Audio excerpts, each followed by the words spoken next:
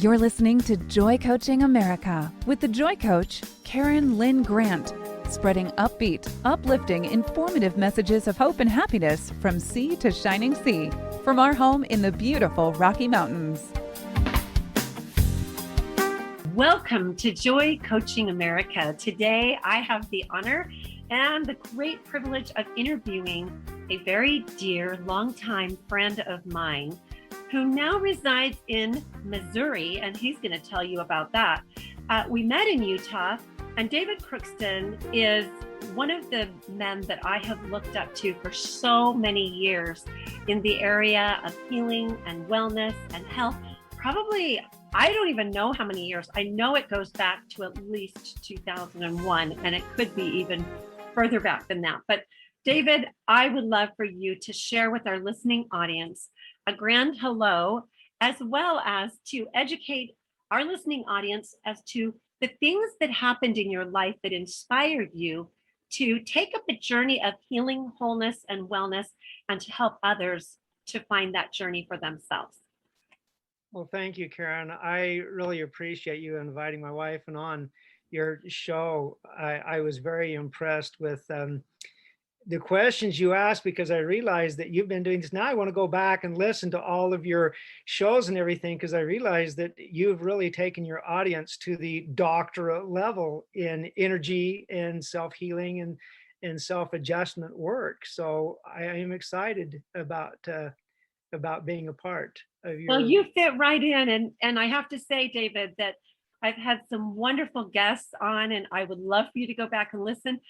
But you are top notch, and you have been such an educator in my life. I just have so many experiences with you going back through the years as I contemplated this interview of so many things that I've learned from you, primarily your great faith. You have great faith in Jesus Christ and in our Creator and in the power of healing. And so with that in mind, I just am excited for you to share with us what has led you on this journey of energy work and how you've combined that with a very faith-based standpoint of how you help others and encourage others to live in faith and health and wellness. Well, great. I hope that your audience gets what I call pearls, something that I have to say today that will be able to be utilized not only by the individual, but will help them find their pearls and also share.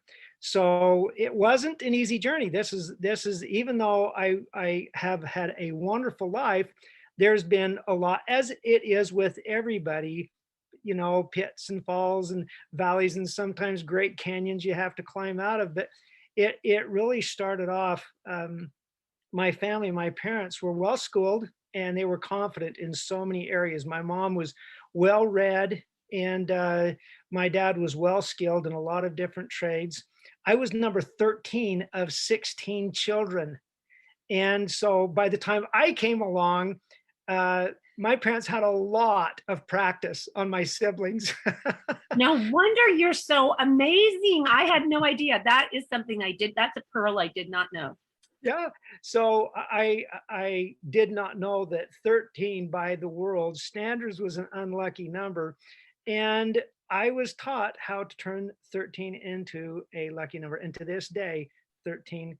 And that was my first really experience in discovering that when people would look down on something, it's not necessarily true. It's a perception that they have, but I don't have to own that same perception. But the thing is that I was one of those kids, and most people relate to this, the kid that goes, why?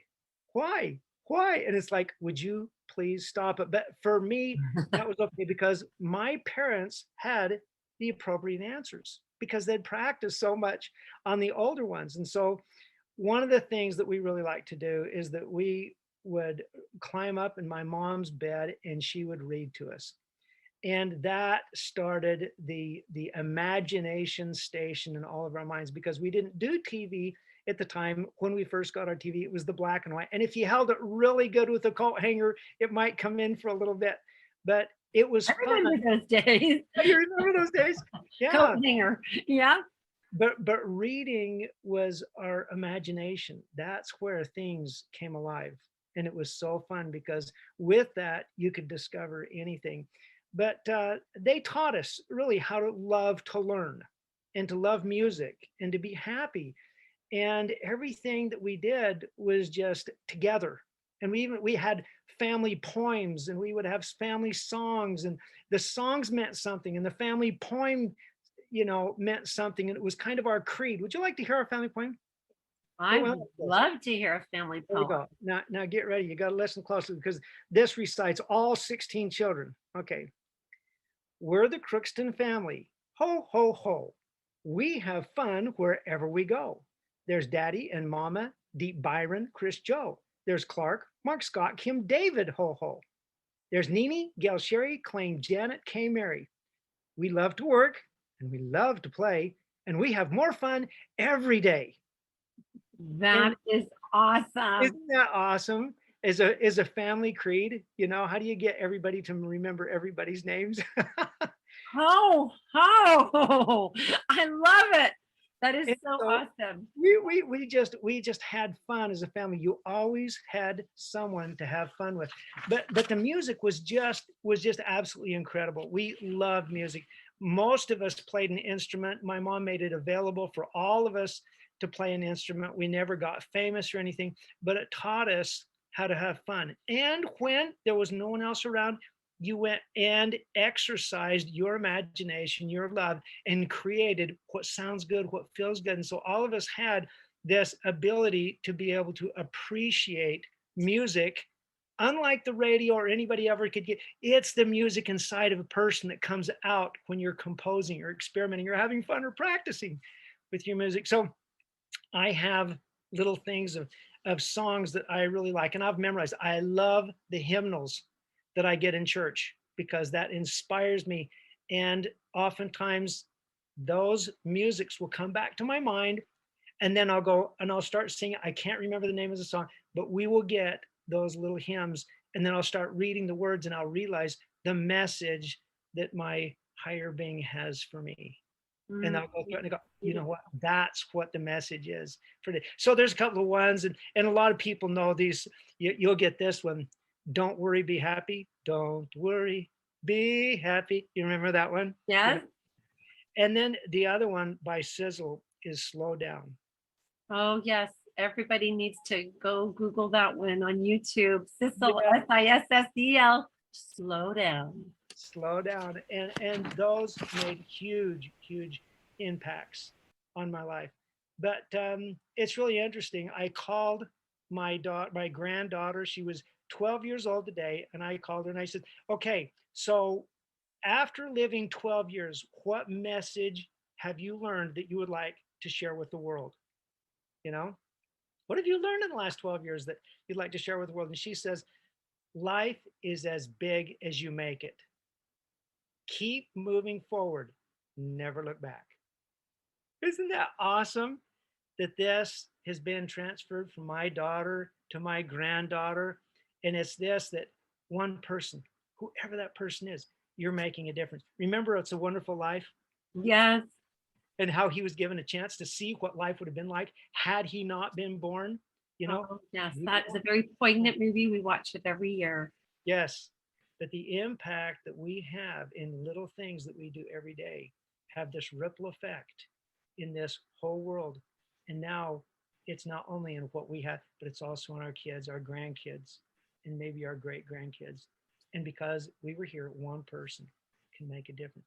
But it wasn't all that way every time. I mean, it sounds like a very Pollyanna world, but things happen, Well, and I love how you have kept for as long as I've known you, and then I haven't even been in touch with you for a few years, but you've always kept such a wonderful, optimistic attitude. I've never known you, and I knew you at different times when there were trials going on. Yes. And still you carried that wonderful presence of an optimistic spirit. And I think that is so much what the world needs now, is to learn how to share and carry a spirit of hope-filled optimism in the midst of adversities. And there is so much to be excited about. about what is coming. It is so exciting. This is going to be a great day for everybody that wants to make it a great day. Looking forward to it. Don't look back. So it is really an awesome thing that we have. But it kind of started out kind of bumpy for me in first grade.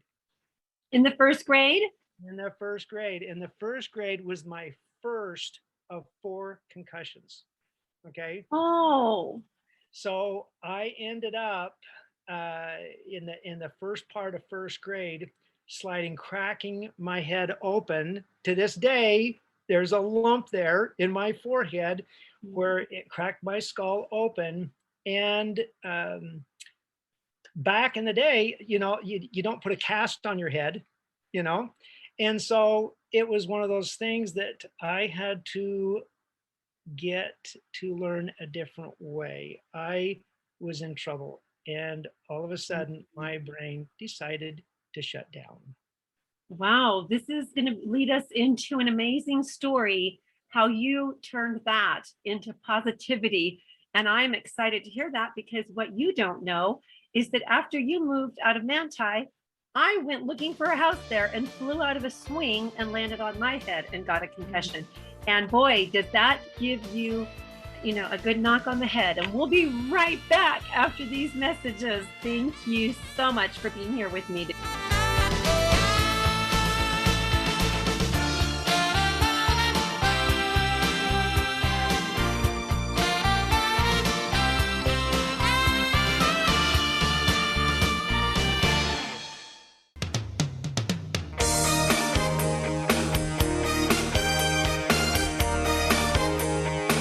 From sea to shining sea and beyond, you're listening to Joy Coaching America Worldwide with show host and Joy Coach, Karen Lynn Grant.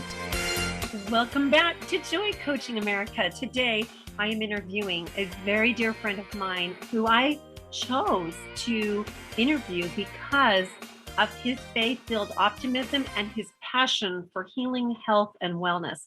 And David, you were just sharing with us how in the first grade you had your first of 4 concussions, and the impact, literally the impact that had on your life, and the choice that you made all the way back at age 6, 7, and how you made a choice right then. And I would love to hear what that 6-year-old, that 7-year-old chose to do with that rude awakening. It was a rude awakening. And I think that a lot of people are going to relate to this next part, because all of us have things happen in life. And we're told sometimes you don't get to choose what happens. Our choices come from how you deal with those choices. Absolutely. And so this is kind of the first of my waking up. So like I said, I had this concussion. It split my head open, my head, my whole face, everything swelled up so bad. When they took me home, they would not let me look in the mirror, because all I knew is that I couldn't see because my eyes were all swollen shut. Oh. And my nose was all clogged because it was all swollen up, and I had this little space in my mouth that I could drink out of a straw.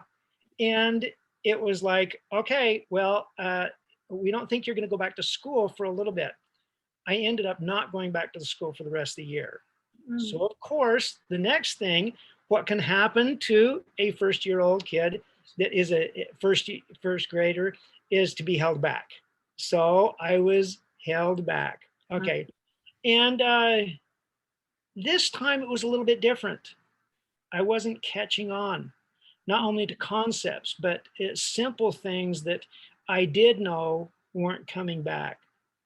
And then, so you noticed a real change in your ability to learn the same way that you had learned before. It was very frustrating, because what I thought I knew, I wasn't retaining. And it was like, I could tell that there was something going on. But even at home, before I went back to school, I was not able to comprehend simple things, so people would tell me something, and it was like, it went right over my head and was like, I don't get it. It was like, not like they were speaking another language.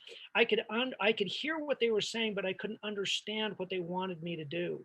And then when I tried to go explaining something, I couldn't explain it in such a way that they understood what I was trying to get to. So it was a really kind of a tough thing. But what happened is that it was such a struggle that it turned to a stress, and then depression and anxiety, and then anger, and then depression problems, and then that was topped off by voices in my head, which turned into nightmares. And so And nobody would ever know this, David, if you didn't share. And I never knew this, because all I knew was the happy, hope-filled, optimistic, faith-filled soul that you are. Well, there is hope, but it's interesting that there's a lot of things that happen to us and in our environment, and some of them are accidents, and some of them are diet, and some of them are abuse. You know, there's a lot of things that happen, and I found that I was an easy target for bullies. You know, and it wasn't so much that bullies are bullies. They first asked questions, and then when they got with other kids, then the bully came out in them. But most people want to be nice and they want to understand what's going on. But then when people get the other, they're kind of, especially little kids, when they get with other kids, all of a sudden they turn into this pack, you know, and someone says something and then someone else has to top it, you know. And so bullying is really one of the traumatic ways of how we end up getting hurt, and how we have it is. And it's so prevalent today, you know, in today's world. And so, wow, we need to do a whole show just on that and how you overcame bullying.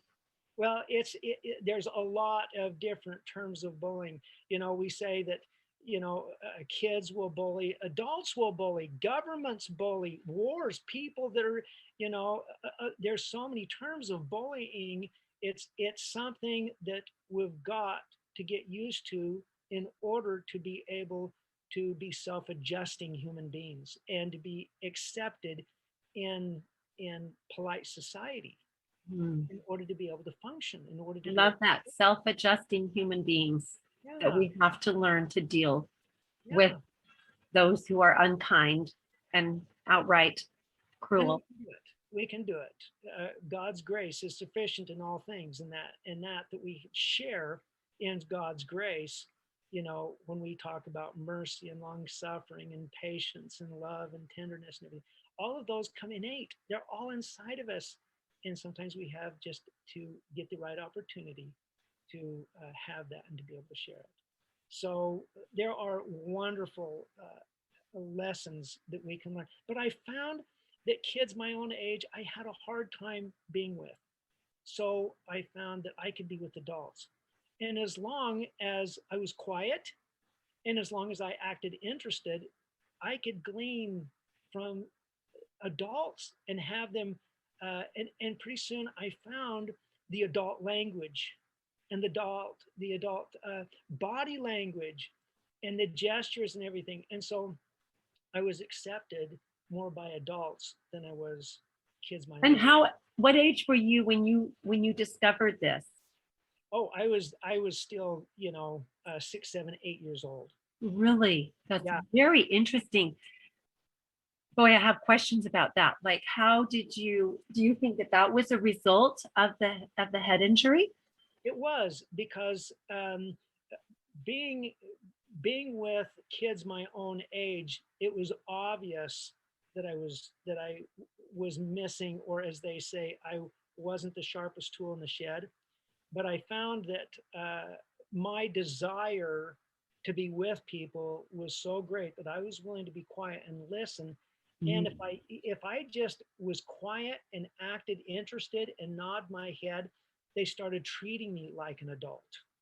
And that's very interesting. Yeah. And so that was very astute for a little 7-year-old to figure that out. Well, you adjust. You find out how to adjust in times of fear and trauma, so that you can be accepted, and you'll do just about anything you can for attention. And if it meant just being a part of a group, even though it wasn't my peers, it was how I learned to cope. It was an adjustment tool that I used. So do you think that you developed adult interests at a very young age? Absolutely, because I was curious, and in my mind, I was still asking why, even though I couldn't ask or articulate like I wanted to. If I listened long enough, I could start figuring it out. And you had a lot of older siblings, so there was a lot of older children around you. Yes, yes. And so I learned to go to concerts, which I dearly loved, go to plays, which I dearly loved. And as long as I just watched my P's and Q's and my temper, I knew when to be quiet and whatnot. But I found that I had a lot of frustration still left inside of me, and I had a ferocious temper. Whoa. And when I could not um, get out what I wanted to, I had to be heard. Do And you think that the temper issue was a result of the head injury? it was because I figured if anybody could give me just a little bit more time, they would understand, and I could help change the world, because I had all of this pinned up inside me, and I was being misunderstood, and no one cared. And I was like, you're just going to be quiet for just a minute, because if you don't, you're going to miss out, and I've got something to share. And so I had all of this energy and love that I wanted to share. And as we would go around, and they said, what is it, David? What is it you really want? What is it you really want? And as a little kid, I knew what I really wanted. And I said, I just want the love of a good woman. Really? At a little boy age? Little boy age, I just says, I just want the love of a good woman. And I figured if I had that, I could accomplish anything in life. That just gives me goosebumps. That is amazing. And you know what? It also gives me a clue as to why you went to your 12-year-old grandchild and asked her, what would you do to change the world? What message would you give? Because you have learned that children have much more wisdom inside than they are allowed to have the time to formulate and put into words and to have expression to give. I think that this is fascinating, and I love what you're sharing with us today, David. And for all of you who are listening out there, listen to children. They might just have out of the mouths of babes. We'll be right back after these messages. Welcome to the Loving Liberty Radio Network.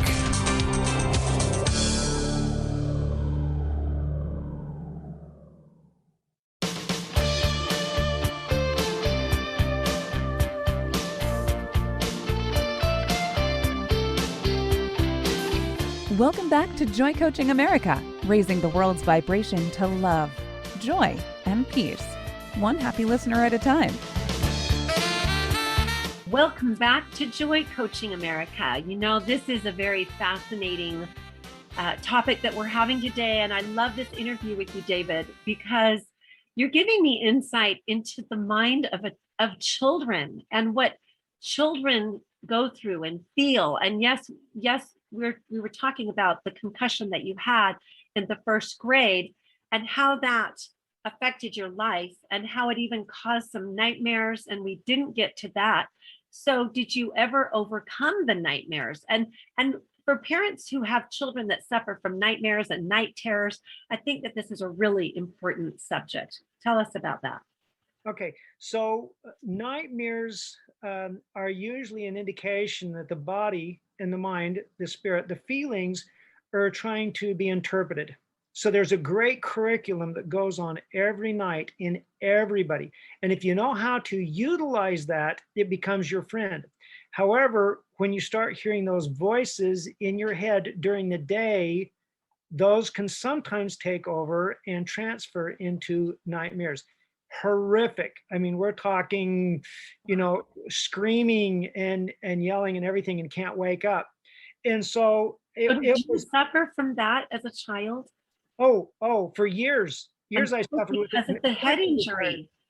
And they finally moved me from my siblings, were the kids my own age, on up to my older brother, because his job, and me moving into his room with him, is that he was supposed to wake up and listen to my nightmares, because my parents and everybody else was tired of the house of me waking up everybody, and then explaining this huge, horrific nightmare just so they could understand that this was real, more real to me than anything awake.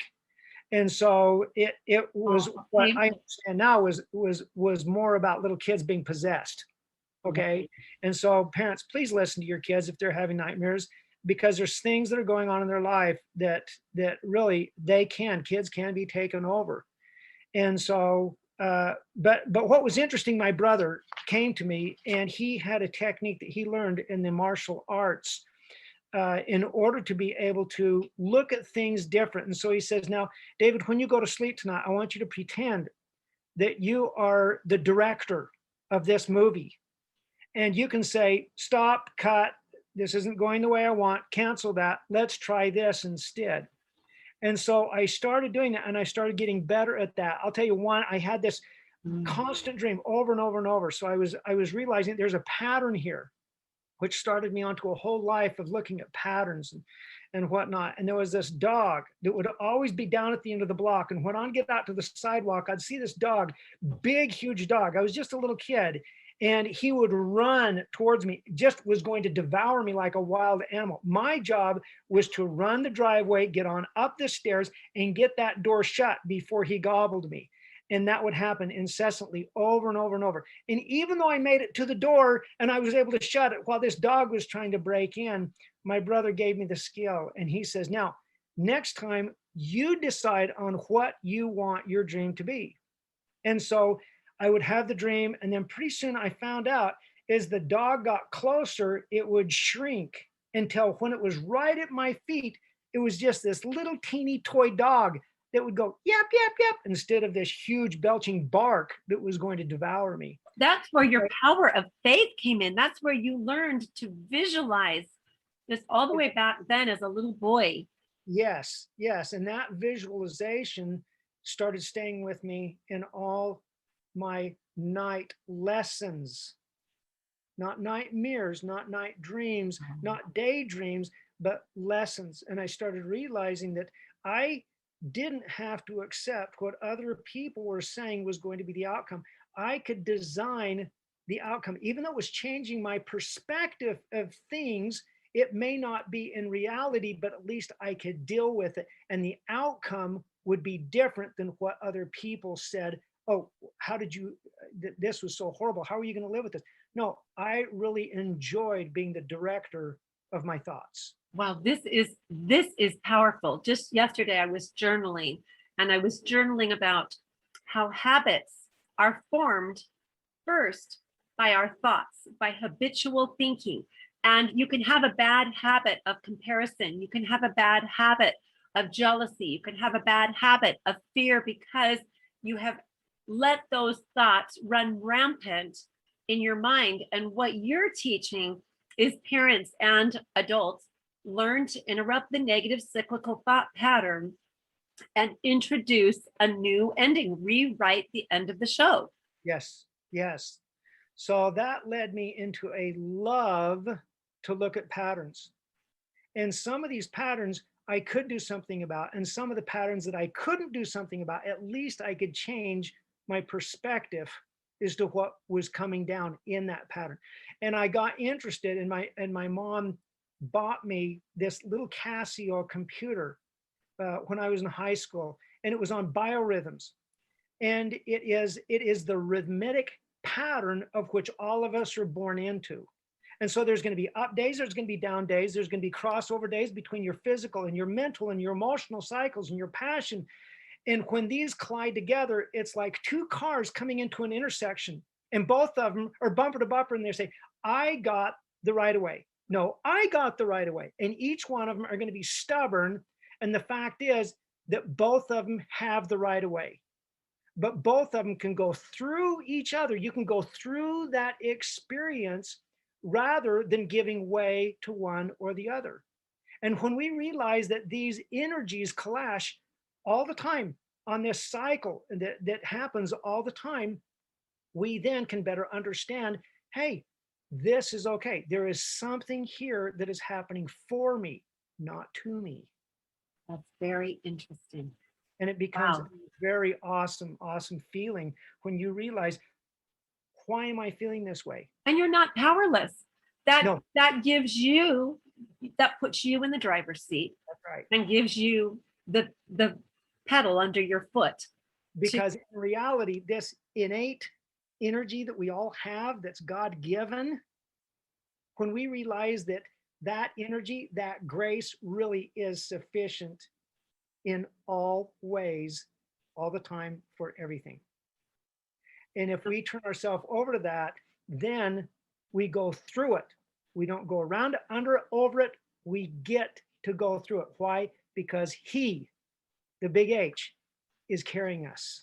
Well, and what I'm seeing and what I'm visualizing as I hear you saying these things is I'm seeing what appears to be a brick wall and trying to climb over it, and all the mental energy that takes to climb over this block that you perceive is in your path, when you realize that it's energy and it's diffusible and you can pass through it.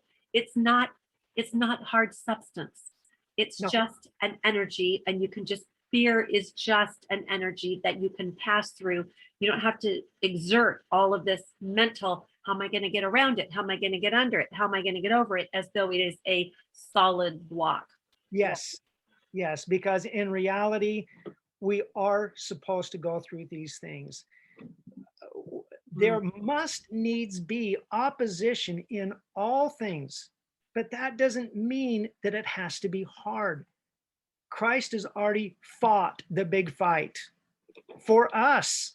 He is carrying us through these challenges in order for us to be able to grow. And the bigger the challenge, the better the reward, the better the growth, the more we become like Him, you see. And so, as the scriptures say, to seek His face, that's not only to do what He does, but it's to think like He does. To seek His perspective, to seek His divine perspective, His divine will, and even the expression on His face as He passes through hard things, or what we would perceive to be hard. And I love what you're sharing, because it takes every experience that we thought, oh, this is a hard one. Here comes the hard knock experience of my life. And it makes it diffusible energy, and we just glide through. This is an experience. It is for my good. I can pass through this, and yes. I do not have to climb over it, struggle with it. You know, I love that whole imagery that you've painted, that picture. Mm-hmm. Yeah. So we have this wonderful promise that the Lord has given us. And He says, men are that they might have joy. And He means that. And that's a promise that He will never take away. Well, I love that. And I love that it is up to each one of us to learn how to lay claim on the principle of joy. And even amidst adversity, He says, rejoice amidst adversity. And He says, to be of good cheer, for I have overcome the world. And on that note, we will be right back after these messages. This is Karen Lynn Grant, Joy Coaching America, with David Crookston at my side. Thank you, David. This is enlightening.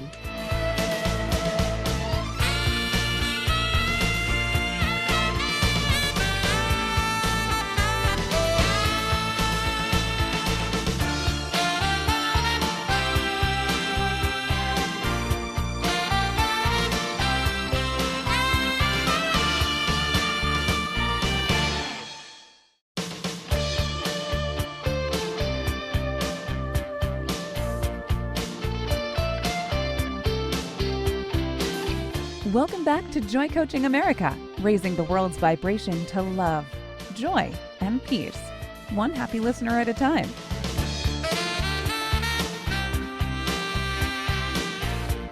Welcome back to Joy Coaching America. This is Karen Lynn Grant, interviewing David Crookston. And you know, David, I had no idea where you were going to take us on this journey with you today. I just knew it would be good. I knew it would be enlightening. I knew it would be full of optimism, and that we would all come away enlightened and edified. And I truly feel, because right now my husband is sick with COVID in a hyperbaric chamber 4 hours away in St. George. And so, you know, I've been a little nervous today, and feeling antsy. And I know that I was seeing it as a brick wall. And how do I scale this, Lord? How do I get around it? How do I maneuver my thoughts to, to find joy? And so I'm so excited that you are going to share with us a formula now. And I just want to edify the 6-year-old in you, the 7-year-old in you, the little first grader that figured this out, that got on the path to figuring out how to overcome obstacles by passing through them. And praises to your brother for what he taught you. So share with us. Okay, so this comes from something you'll recognize, and it's where 2 or more gathered in my name, there I am also. So that is actually a scientific formula. And they found that when 2 people work together on the same goal, they can accomplish a lot. 2 men can accomplish a lot together if they're focused. 2 women can accomplish a lot. But when they found out that a man and a woman that was really interested in the same outcome, they could accomplish more than 2 men or 2 women. Interesting. So they found out that there's an energy that we emit in ourselves. Okay, and this energy, they've been able to define all of these different feelings. For every thought that you have that's turned into an emotion, for 20 seconds, there's a chemical endorphin that goes from the brain, goes throughout the body. Mm-hmm. And so they've been able to measure the energies of each one of these feelings. And so you have things like guilt, blame, and shame, and fear, and revenge, and everything. And then we start coming into comfort and confidence, and pretty soon then we finally get on up to where it's 500. 500 is love. Okay. Most of us that they have researched is operating on what, about a 200? Yeah. About a 200 level, down in frustration and fear and anxiety and everything. But this is where the Christ frequency starts, you see. And so we understand that the first law of heaven is obedience. Obedience to what? Obedience to the first and second commandment. And so it goes, love God. Okay, got that, get it. You know, he was committed to me before I was committed to him. So it's easy for me to be committed to him because he's dedicated and committed to me. I'm going to return that by being obedient to the commandments.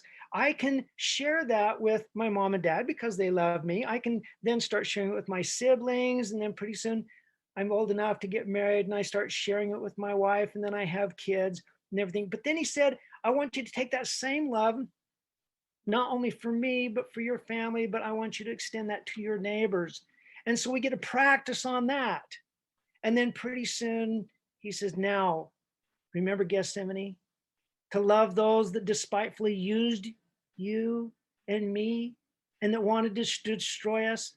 Now I want you to love them. Not only love them, I want you to pray for them. And sincerely, with all your heart, might, mind, and strength, because they also don't know what they're doing. But it's in that God's greatest lesson was given when he realized it was going to have an effect on us, because all of us were going to be met with the adversary, the opposition that was going to say, this is too big. You can't do this. You better go back into the protect yourself. Don't touch them. And you don't have to go back into those situations, but you still need to love them, because those that love, that is the great Abrahamic sacrifice that we go through, because in that there is the greatest lessons learned. There was a quote that was given one time that says, I never learned anything from anybody that agreed with me. And if you think about it, that's where we get to ponder. We get to say, now, why is it that inside of me, I am wailing up so much frustration with this person or this concept or what they're making me do? You see, so it was a little kid that I was able to learn, look, separate myself from the feeling. Let's take a look at the situation. And is there another way to look at this? In my sociology class, okay, in high school, my teacher would charge us 25 cents every time we gave her an answer with, I don't know. And what she was saying is, she says, when I ask you a question, what do you think the answer could be? You may not know, but what could it be? Because after $4, $5, $10, pretty soon you start going, okay, let me just think. She's asking me to go deep with this. She doesn't want an I don't know, and she doesn't want a little kindergarten answer. What could be the answer? If I did know the answer, what might it be?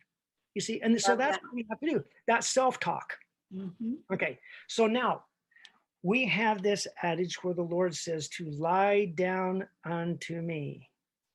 He also says, rise up unto me. What does that mean?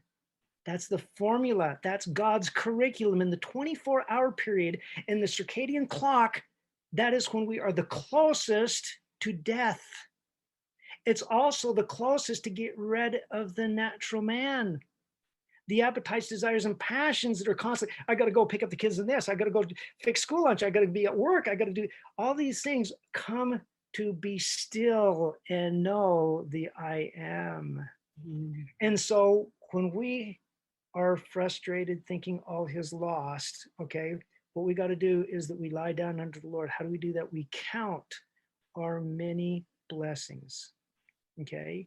And as we do that, we start recognizing how much God's influence is in our lives.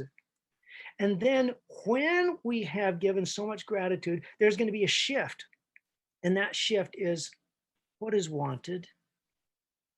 And that's the time, if we know what it really, really is that we want, we are then able to ask for it. It is with a capital I, because it is everlasting. Anything we ask for that isn't everlasting, that's going to turn to moth and rust, okay, we might get it, but it's going to leave us. But if we ask for what it is that we really want, okay, as you lie down at night, you can take a glass of water, and if it's clean water, it works even better. And you go ahead and you hold that in both hands, and then you ask the question that you really, really want the answer to, okay? And then you drink some of it and everything from out of the cup. Don't drink all of it, okay? Because you're going to put that on your nightstand, and then you're going to go to sleep. And after your body is done repairing, hopefully you've already digested everything, so you're not going to sleep on a full stomach, because if you're digesting, you're not repairing. So try to go to sleep a little bit early, okay? So you've already digested, and once your body's done repairing, then the Lord will go ahead and start talking to you in a way that you can relate and understand, and that answer will come. Now, at this point, it's important that you start recognizing him. Now, this is where dreams come in. So there are certain dreams that you can control and certain dreams that you want to go with. And that's an appreciation in the dream. And what you're doing is that you're telling those messengers that are bringing you the answers, okay, is there anything else? Is there anything else? And as long as you keep that attitude, it will keep coming and coming and coming. And pretty soon the windows start opening up and the understanding start coming. Just relax, stay there, and just keep giving gratitude. You haven't got out of bed yet, okay? And just let the flow come. And you can ask questions and it will come. And it will make more sense in that time of your dreams than when you are awake. And then after, is that it? Is there anything else you'd like to add? Okay? God wants us to commune with him. He wants us to work with him as one person would with another. I love that. I love that you're saying lie down unto the Lord, because that's putting your thoughts in his arena. And when you rise up unto the Lord, you are waking up with your thoughts in his arena, where he can send messages and guide your thoughts during that whole peaceful time while you're sleeping. If you lie down under the Lord, your thoughts can also be protected as well as directed, right? Yes. So you don't have to struggle with the nightmares and those kinds of thoughts.